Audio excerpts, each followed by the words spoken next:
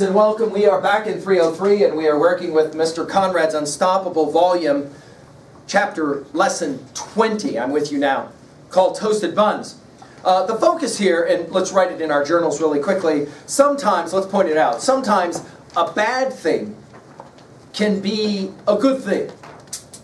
Sometimes a bad thing can be a good thing. Let's write that down. It's a concept that maybe we'll discuss on some level here at the end of our reading. Now let's just go ahead and say it out loud. This is one of the chapters of Unstoppable that has created some controversy.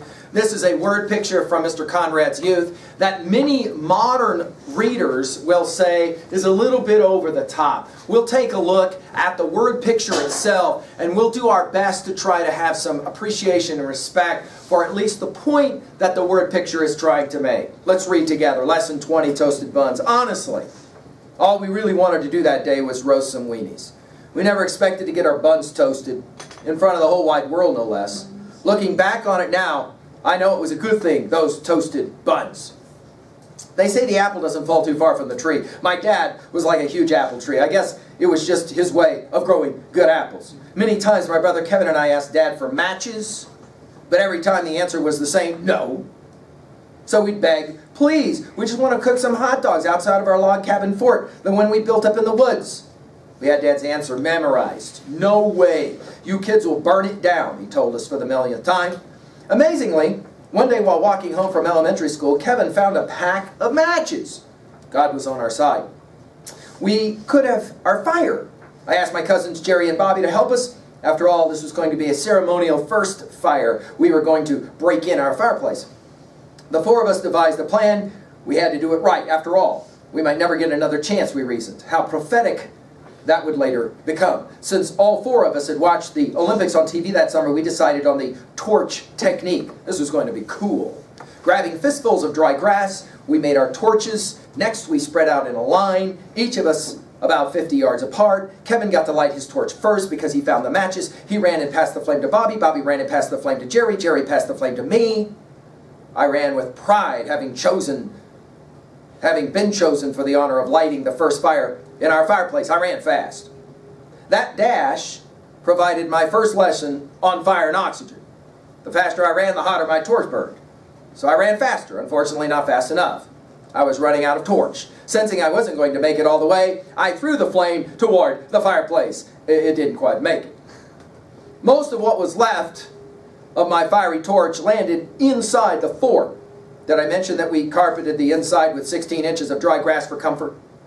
At first, I was too concerned about my hot hand to notice we had our fire. Boy, did we ever. It was almost as if we had soaked our little fort with kerosene. Instantly, the flames were shooting through the roof. A shroud of panic engulfed the four of us. We were running around in circles, crashing into each other, trying to squelch the flame. It was all in vain. The fire spread. Now the old dead tree next to the fort was on fire. More panic. Notice in the word picture, one thing leads to another. I ran to my house. I knocked on my front door. Mom looked confused as she said, "What is it, Craig?" Then she saw the flames. They weren't hard to miss. They were about 20 to 30 feet high and spreading. "Oh my God, George, George," she yelled upstairs to my dad. "The kids set the woods on fire." I didn't feel like I should correct her at that point. It was actually our fort that was on fire. Well, and that big tree, too. Dad had just gotten home from work. He was taking a bath. He always liked to relax in the tub. Now he wasn't relaxed. He roared incoherent words as he splashed his way downstairs. He was dripping wet with only a towel wrapped around him when he saw the flames for the first time. More roaring, more incoherent words, only louder.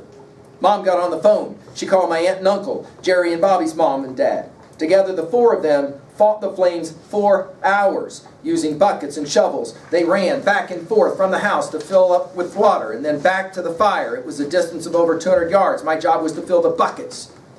The entire time, Dad didn't talk, not a word.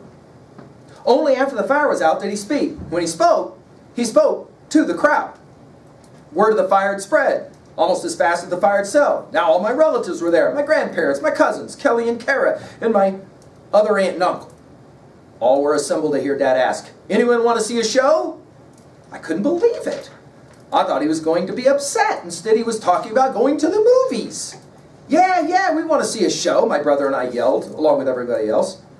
While reeling us in with one finger, he called for my brother and I. Slowly, I started to become aware of the fact we were not going to the movies. We were about to become the show. He picked me first. As I walked toward him, I could see the black specks of soot stuck on his forehead. I watched the sweat dripping from his nose. Looking up at him, he seemed as tall as the tree we just burned down. From behind me, I could hear the snickers of all my relatives. "Yes, Dad?" I said. "Pull down your pants," he said, while slowly pulling off his belt. The snickers behind me turned to laughter. The audience was enjoying the show. They were going to get their money's worth because Dad was about to utter the two words I feared the most. "Underwear too." I tried to plead. But Kelly and Carrie are watching." "That didn't matter." "Underwear too," he said for the second time. As I reluctantly pulled my underwear down to my ankles, the laughter intensified. I was totally embarrassed. I could feel the sun's warm rays on my skinny little bun cheeks. I knew those cheeks were about to get a little warmer. Dad snapped the belt straps together, the sound of leather cracking against leather. The pain that was on my mind would soon be on my behind. Dad asked if I remembered why he wouldn't let us build a fire in our fireplace. "Because we could burn down the fort," I trembled. "Well, you're right. You just did." He went on to say, "Now, this hurts me more than it's going to hurt you." Of course, parents always say this, right? That had to be the craziest thing I ever heard as a kid. Dad would say it each time he disciplined us. Why was I the only one crying? Everyone else was in tears, laughing. As Dad ready to swing, I was left with only one option. I would scrunch my butt cheeks together tightly to lessen the pain, a trick I had learned from experience. Dad knew about my trick, so he waited until I couldn't hold it any longer. The sight of my little cheeks flexing, then unflexing, had my relatives in hysterics. Many were rolling on the ground. I was thinking, come on, get it over with. Just do it. The sudden sting of leather reminded me to be careful what you wish for. Even though Dad didn't swing that hard, I let out a blood-curdling scream. I tried to run. You ever try to run with your pants around your ankles? I tripped and fell. Dad managed to get a couple of shots on my behind as I rolled around on the ground, along with the rest of my relatives. When it was over, I ran crying to the back of the house. Soon, the entire scenario was repeated. I could hear the laughter and the screams as my brother took his turn. We met on the back porch. We planned to run away from home. There was just one big obstacle to our plan. The only other home we had, we just burned to the ground.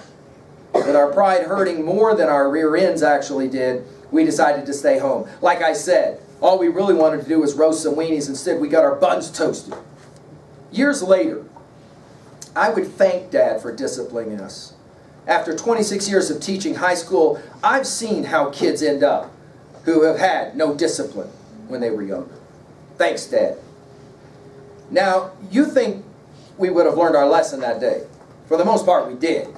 It wasn't until high school that we would fall victim to Dad's favorite saying, the masses are the asses. Let's pause for a moment now and just make a couple of quick observations as we finish up with lesson number 20. It's an interesting question at the end of our word picture here. Do you think it is the case that the real problem at Whirlwind High School, for example, and the real problem even beyond our high school, the United States, is a lack of discipline when children were children? It's an interesting idea. It's an interesting idea, and one that obviously has been much debated. Notice on page 64 what Mr. Conrad writes for us. Without discipline, a child can never grow up to be the unstoppable you. Of course, let's make a couple of quick observations. We think about the Greek story, don't we? The Daedalus Icarus story. Icarus, of course, makes those wings for his son. Daedalus makes those wings for his son Icarus. He tells him, don't fly too close to the sun. Of course, Icarus is too interested in flying to listen to the admonitions of his father. Flies too close to the sun. The wax melts off the wings, and he falls dead into the sea. The Greeks were telling the same story. Mr. Conrad, of course, will play here with us. Number 2. Notice, a bad event in your life can be a teachable moment, a good thing. Think about a time in your life when you did something for which you were not very proud, and maybe you did get disciplined for it, but it ended up for you being a time that you actually learned something profoundly important. It's significant that Mr. Conrad is writing about this experience long, long after the fact. Obviously, it happened when he was a child. And yet, notice from the telling of the story, it's pretty clear. He still remembers it pretty vividly, right? And the lesson that it taught. Number 3. If you had a parent who actually disciplined you in your life, Mr. Conrad's suggesting in this story, it's time, you may want to say thank you. And I would say as seniors that it really is time for you to say thank you. If you had a parent who at least once in your life disciplined you, and maybe even made that discipline strong, it might be time for you to say thank you. Because once they're gone, you can't say thank you. Right? Finally, and this is an interesting question, what kind of parent will you be? Don't say it won't be you. That'll curse you to be one, right?